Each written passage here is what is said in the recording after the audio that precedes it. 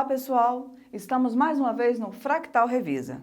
Meu nome é Fabiana Moreno e hoje nós vamos estudar sobre óptica. A óptica, ela estuda a luz e a visão. Mas o que é a luz? A luz é um agente físico capaz de sensibilizar os nossos olhos, ou seja, nós só enxergamos porque existe a presença da luz. Vamos ao quadro. Se eu pegar esse ambiente aqui, eu coloquei um menino aqui num ambiente totalmente escuro, ou seja, um ambiente desprovido de luz. Eu tenho um menino e tenho aqui um coração. Esse menino aqui, ele não vai ser capaz de enxergar o coração. Por quê? Porque não existe a presença de luz. Mas se eu colocar aqui um corpo luminoso, ou seja, se eu colocar aqui uma lâmpada, o que vai acontecer? Ela vai emitir a luz, porque a lâmpada é um corpo luminoso. Então, ela vai emitir a luz. Ao emitir a luz, o raio de luz vai chegar até os olhos do menino através de ondas eletromagnéticas, porque a luz ela é uma onda eletromagnética. Então, ela vai chegar nos olhos do menino e vai sensibilizar os seus olhos. Por que eu vou conseguir enxergar o coração? Porque a luz, que é um corpo luminoso, vai iluminar esse corpo aqui. Quando esse raio de luz chegar nesse coração, eu vou conseguir fazer o quê? Eu vou conseguir enxergar o balão. Por que eu consigo enxergar? Eu consigo enxergar porque existe a presença da luz. O raio de luz, ele sensibilizou os nossos olhos. Bom, quando eu falei de corpo luminoso e corpo iluminado, o que é um corpo luminoso e o que é um corpo iluminado? O corpo luminoso é aquele corpo que tem luz própria, como, por exemplo, o sol, como, por exemplo, a própria lâmpada, como, por exemplo, a vela, a chama de uma vela. O corpo iluminado é aquele que não tem luz própria, ou seja, ele recebe a luz de outros corpos, assim como esse coração, ele recebeu a luz aonde? Da lâmpada, certo? O corpo luminoso, ele também pode ser conhecido como fonte de luz primária. E o corpo iluminado, ele pode ser conhecido como a fonte de luz secundária. Certo, pessoal? Agora nós vamos ver um pouquinho sobre os princípios da óptica geométrica. Dentro do princípio da óptica geométrica, eu tenho a propagação retilínea da luz, eu tenho a reversibilidade do raio de luz e eu tenho a independência do raio de luz. Professora, a senhora está falando propagação retilínea da luz. A propagação retilínea da luz, ele diz que a luz caminha em linha reta. Como assim o raio de luz caminha em linha reta? Por que eu enxergo? Ah, eu enxergo porque existe a presença da luz? Sim, mas olha aqui, vamos ao quadro. Aqui eu tenho um objeto. Como eu falei do princípio princípio da propagação retilínea da luz, eu disse que a luz caminha em linha reta. Então, esse raio de luz, o que vai acontecer para que eu possa enxergar? O raio de luz, ele vai incidir sobre a córnea, passando aqui pelo cristalino e chegando aqui no final, no fundo do olho, na retina. Quando ele chega na retina, ó, você pode observar que ele caminhou aqui, o raio de luz saiu aqui desse extremo e chegou nesse, em linha reta. Então, ele está obedecendo o princípio da propagação retilínea da luz. Quando ele chegou aqui na retina, a imagem então formou invertida. Por que ela formou invertida? Porque esse raio de luz caminhou em linha reta, essa outra extremidade caminhou em linha reta. Então, se obedecer o princípio da propagação retilínea, a imagem ficou o quê? Invertida, certo? Toda imagem forma invertida no fundo do olho? Sim. Como que eu vou conseguir então enxergar sem ser invertido? Porque quando ele chega aqui na retina, ela encontra o chamado os cones e os bastonetes. Os cones, eles são responsáveis pelas cores dos corpos. Os bastonetes é pela intensidade luminosa, que é o que define o claro, o escuro, é o que faz a gente enxergar durante a noite. Se eu pegar aqui os cones, ele tem lá, se a gente pegar aqui, eu tenho a luz vermelha, a luz azul e a luz verde. A junção dessas cores, se eu pegar o vermelho com o verde, eu vou ter quem? Vai formar o amarelo. Se eu pegar o verde com o branco, vai formar o quê? O verde com o azul vai formar o ciano. Se eu pegar o vermelho com o azul, ele vai formar o quê? Vai formar aqui uma agenda. Professor, e esse no meio aqui? Esse meio aqui vai ocorrer a formação de todas as cores, é a junção de todas as cores. Então, aqui vai ter a luz branca. Ah, então o cone é responsável pelas cores. Sim, e os bastonetes, eles são responsáveis pelo claro e escuro, é a intensidade luminosa que a gente enxerga. Mas esses cones, esses bastonetes, eles vão enviar a mensagem até o lobo occipital. Então, como que essa imagem vai ser enviada até o lobo occipital? Essa imagem ela vai ser enviada através de impulsos elétricos, passando pelo nervo óptico e chegando até o lobo occipital. Quando ela chega no lobo occipital, essa imagem vai ser reconhecida. Ao ser reconhecida, a gente consegue enxergar a imagem na forma real, certo? Então, ela forma na retina na forma invertida, passa pelo nervo óptico através de corrente elétrica e impulsos elétricos. Ao chegar no lobo occipital, essa imagem, a gente enxerga ela invertida, porque ela é reconhecida por essa região do cérebro, certo, pessoal? Bom, a luz branca, na verdade, ela é formada por 7 cores. Isaac Newton, ele pôde observar que a luz branca, ao incidir em um prisma, ela se dividia em 7 cores. Essas cores são o vermelho, o alaranjado, o amarelo, o verde, o azul, o anil e o violeta, que são as cores que a gente fala que enxerga no arco-íris, não é? Então, a luz branca, na verdade, ela é composta de 7 cores. Professor, então como é que eu posso enxergar um corpo? Como que eu posso identificar as cores de um corpo? O que vai acontecer aqui? Nós temos a luz branca. A luz branca, ao incidir em um corpo, ela reflete todas as cores. A luz branca reflete todas as cores. Ah, professora, a luz branca reflete todas as cores. E o corpo negro? O corpo negro, ele absorve todas as cores. Então, a luz branca, ao incidir no corpo azul, ele vai vir aqui e vai refletir somente o azul e vai absorver o restante.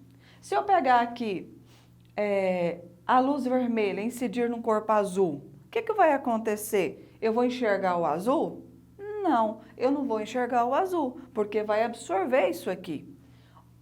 Então, quer dizer, professora, que se eu tiver em um ambiente onde a luz emitida é uma luz vermelha, se tiver um objeto vermelho, a luz vai incidir a luz vermelha e eu vou enxergar vermelho. Então, no objeto vermelho, eu enxergo vermelho. No mesmo ambiente com a luz vermelha, se eu tiver um objeto verde, que cor que eu vou enxergar? Eu vou enxergar a luz preta, eu vou enxergar o corpo negro. Por que eu vou enxergar o corpo negro? Porque é o seguinte, sempre que eu incidir uma luz branca em um corpo, ele vai, por exemplo, o corpo azul, ele refletiu o azul. Se eu tivesse aqui a luz branca em um corpo amarelo, ele vai refletir o amarelo e vai absorver as demais. A luz vermelha no corpo vermelho, ele vai incidir, ele vai refletir a própria luz vermelha. Qualquer outro corpo que for emitido, por exemplo, luz vermelha no corpo verde, ele vai ficar preto. Luz vermelha no corpo amarelo, vai ficar preto. Luz vermelha no corpo azul, vai ficar preto. Certo, pessoal? Agora nós vamos falar um pouquinho sobre sombra e penumbra. A sombra, ela é formada por uma fonte de luz pontual. Então, se eu vim aqui colocar como se fosse isso aqui um obstáculo, né, para a passagem da luz, o que vai acontecer? Se eu pegar um raio de luz aqui e incidir aqui, o raio de luz vai passar? Não, ele não vai passar, porque eu tenho um obstáculo aqui que está impedindo a passagem da luz. Quando o raio de luz passa pelas extremidades desse corpo aqui, o que vai acontecer? Essa região que foi tampada por ele não vai receber a luz. Então, vai acontecer aqui a sombra. Qual que é a diferença, professora, de sombra e penumbra? Na penumbra, eu tenho aqui uma fonte de luz, que é uma fonte de luz extensa. Vou colocar o mesmo objeto aqui. Quando eu coloco o objeto aqui, o raio de luz, ao passar por esse objeto, essa região aqui, ela não vai receber luz, então ela também vai ser sombra. O raio de luz, ao passar pelas extremidades desse objeto aqui, o que vai acontecer? Vai ter uma parte aqui, na lateral, onde ele vai receber parte dessa luz. Essa parte de luz, ela é conhecida como penumbra. Professora, a senhora poderia dar um exemplo? Sim. Quando criança, a gente tem mania de ficar brincando com a mão, fazendo sombra na parede, não é?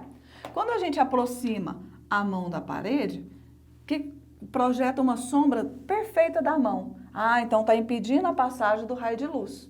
Isso é a sombra. À medida que a gente vai afastando a mão, a gente vai vendo que a imagem vai ficando desfocada.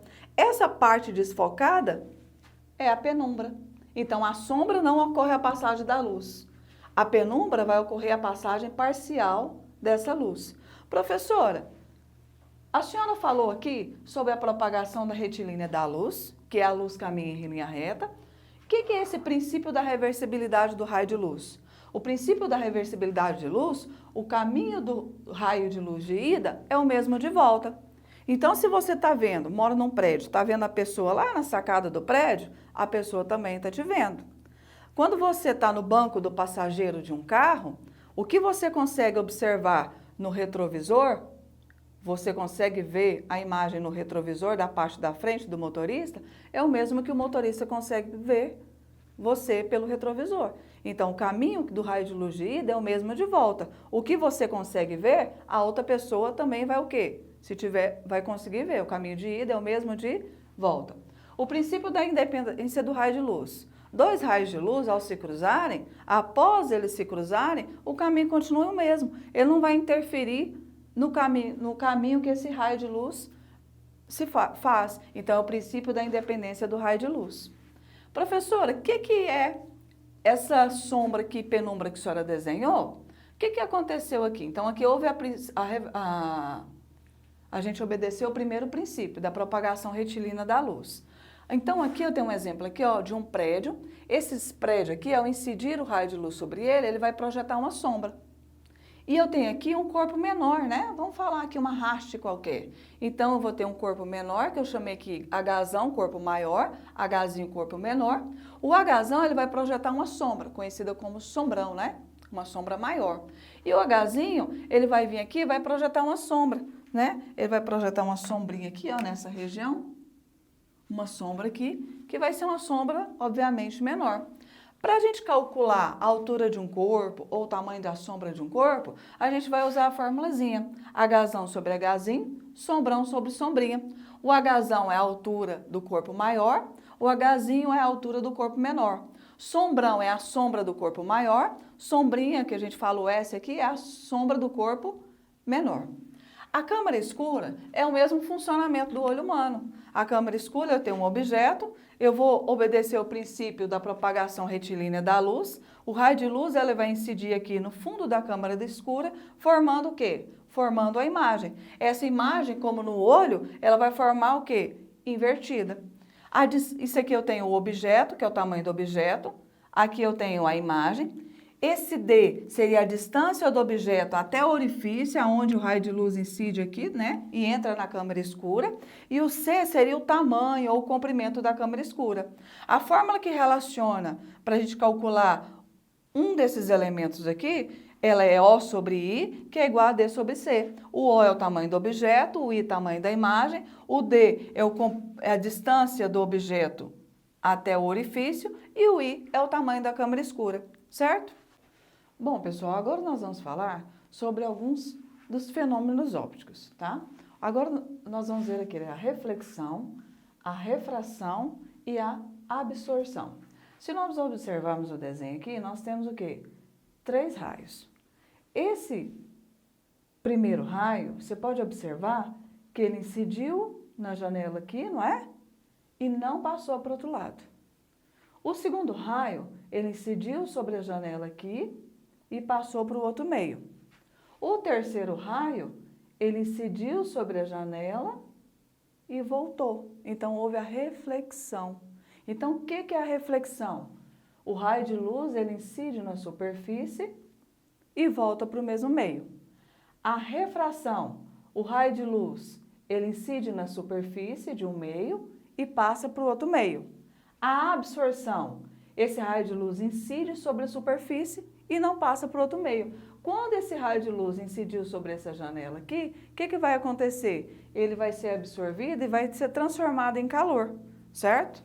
As leis da reflexão, que é o fenômeno que nós vamos estudar agora, ele fala o seguinte: o raio de luz incide na superfície e ao incidir na superfície, ele vai ser refletido. Então, o raio de luz incide na superfície e reflete. Entre esses raios de luz, nós temos aqui a chamada reta normal. A primeira lei da reflexão, ela diz o seguinte, que o raio incidente, o raio refletido e a reta normal são coplanares, ou seja, pertencem ao mesmo plano. A segunda lei da reflexão, ela diz que o ângulo de incidência é o mesmo ângulo de quê? De reflexão. Ah, professor, é o mesmo ângulo? Sim. Então, se eu falar que o ângulo aqui é 60 graus, aqui também vai ser 60 graus.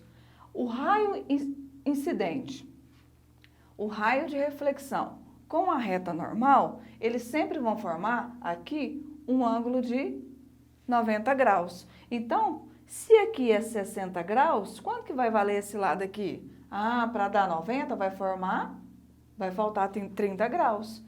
Esse outro ângulo aqui, ele também não é 60, porque o ângulo de incidência é o mesmo de reflexão. Aqui também eu teria que formar um ângulozinho de 90 graus. A reta normal com raio incidente, ele também forma um ângulo de 90 graus. Então, se aqui é 60, quanto que vai ser aqui? Também vai ser 30 graus. Vamos fazer alguns exercícios referentes ao conteúdo que nós estudamos hoje. Questão 4. Um edifício iluminado pelos raios solares projeta uma sombra de comprimento 72 metros. Simultaneamente, uma vara vertical de 2,5 metros de altura é colocada ao lado do edifício e projeta uma sombra de 3 metros. Calcule a altura do edifício. Calcule a altura do edifício. Bom, pessoal, então, de acordo com a leitura do exercício, nós temos que um prédio, ele projeta uma sombra de 72 metros. Então, eu tenho um prédio, ele vai projetar uma sombra de 72 metros. E eu tenho uma haste aqui, né, de 2,5 metros. Então, eu posso observar que a haste é o objeto menor. Se ele é objeto menor, ele vai produzir uma sombrinha, uma sombra menor. No caso aqui, uma sombrinha aqui, né? Aqui eu vou ter uma sombra menor, aqui eu vou ter uma altura menor. Então, vai ser uma sombra aqui de 3 metros. Como as unidades estão iguais, eu já posso jogar a altura maior dividido pela altura menor, sombra maior dividido pela sombra menor. A altura maior é a altura do edifício, que eu estou procurando. O Hzinho é o tamanho da haste, que é 2,5 metros. O sombrão, que seria o S, seria o tamanho da sombra maior, a sombra do prédio, que ele nos deu 72 metros. E a sombrinha aqui, que é a sombra menor, né, o S, que vai ser da haste, que é de 3 metros. Quando eu faço 72 por 3, vai dar 24. Então, Hzão sobre 2,5 vai ser igual a 24. Se eu multiplicar aqui cruzado, pois eu tenho a igualdade de fração, 24 vezes 2,5, eu tenho 60 metros. Então, o tamanho do prédio é de 60 metros. Vamos fazer mais um exercício. Questão 5. Um objeto de comprimento 8 centímetros projeta uma imagem em uma câmara escura de orifício, como mostra a figura. Considere a distância do objeto ao orifício 1 metro e o comprimento da câmara de 20 centímetros e determine o comprimento da imagem em centímetros. Como podemos ver na leitura, nós temos o objeto com 8 centímetros, a distância do objeto à câmara escura, que seria essa distância aqui, né? Ele nos deu que é 1 metro, que é equivalente a 100 centímetros. O tamanho da câmara escura, que seria isso aqui, 20 centímetros. E ele quer achar o tamanho da imagem que vai ser formada aqui. Aplicando isso aqui, então, é a câmara escura. Aplicando a formulazinha da câmara escura, nós temos O sobre I é igual a D sobre C. O O é 8 centímetros. O I, que é o tamanho da imagem, eu quero achar. A distância do objeto ao orifício é 100 centímetros. E o C, que é o tamanho da câmara escura, vai ser de 20. Se eu pegar 100 e dividir por 20, eu vou achar 5. Igualdade de fração, eu vou multiplicar cruzado. O número que multiplica a variável vai passar dividindo. Então, nós vamos ter que imagem, que é o I, vai ser 8 dividido por 5. 8 dividido por 5, 1,6 centímetros, como ele nos pediu, certo? Vamos fazer agora mais uma questão. Questão 8. Uma pessoa de 1,65 metros de altura encontra-se a 2 metros de orifício de uma câmara escura, de 10 centímetros de comprimento. Letra A. Qual é a altura da imagem formada? Letra B. De quanto diminuirá o tamanho da imagem quando a pessoa se afastar 0,5 metros da câmera? Bom, então, de acordo com a leitura do exercício, nós temos que um objeto ele tem 1,65 metros, a distância do objeto até o orifício é de 2 metros, o tamanho da câmera escura é de 10 centímetros. Aqui nós vamos transformar todas as unidades em centímetros. Então, ficou 165 centímetros, 200 centímetros e aqui já estava em centímetros. Então, na letra A, ele pede o tamanho da imagem. Então, se eu aplicar a fórmula da câmera escura, nós temos O sobre I, que é igual a D sobre C. O O transformado ficou 165 centímetros. O I eu estou procurando. O D nós transformamos, ficou 200 centímetros. E o C, que é o tamanho da câmera escura, 10 centímetros. 200 dividido por 10, nós podemos cancelar o zero aqui, né? Vai ficar 20. Então, eu vou multiplicar cruzado, pois eu tenho igualdade de fração. Então, vai ficar 20 vezes I é igual a 165. 165 dividido por 20, nós temos 8,25 centímetros, certo? Na letra B, ele perguntou assim, se eu afastar o objeto que estava 200 centímetros, se eu afastar ele 50 centímetros, qual vai ser o novo tamanho da imagem? Olha, se ele estava a 200 centímetros do orifício e eu afastar mais 50, a distância total dele vai passar o quê? A 250 centímetros. Aplicando novamente a fórmula, nós temos que o tamanho do objeto é 165, o tamanho da nova imagem é o que eu quero achar, a nova distância ao se afastar ficou 250 dividido pelo tamanho da câmera escura, que era 10. Se eu fizer aqui, eu posso cancelar o zero com zero, vai ficar 25 por 1, 25. Então, se eu colocar I vai ser igual a 165 dividido por 25, que vai dar 6,6 centímetros. Mas ele quer saber qual que é a diferença de tamanho. Então, quando ele estava a uma distância de 200 centímetros, eu achei que o tamanho da imagem era 8,25 centímetros. Quando ele estava a 250, então a 200, ele estava a 8,25. Quando ele estava a 250, o tamanho da imagem passou a ser 6,6. A gente pode notar que afastou, a imagem diminuiu, né? Quanto ela diminuiu? Então, essa diferença aqui, se eu fizer 8,25 menos 6,6, vai dar 1,65 centímetros, correto? Questão 10. Um raio de luz reflete-se em uma superfície plana e polida, conforme mostra a figura a seguir. O ângulo entre os raios incidentes e o refletido mede 90 graus. O ângulo de incidência no raio de luz é... Bom, pessoal, então, de acordo com a leitura do enunciado, nós temos aqui que o ângulo formado entre o ângulo de incidência, que seria esse ângulo aqui, e o ângulo refletido, ele é de 90 graus. Ah, então esse tamanho total aqui, ele vale 90 graus. Ele pediu quanto que vale apenas o ângulo de incidência. De acordo com a segunda lei da reflexão, nós temos que o ângulo de incidência, ele é igual ao quê? Ao ângulo refletido.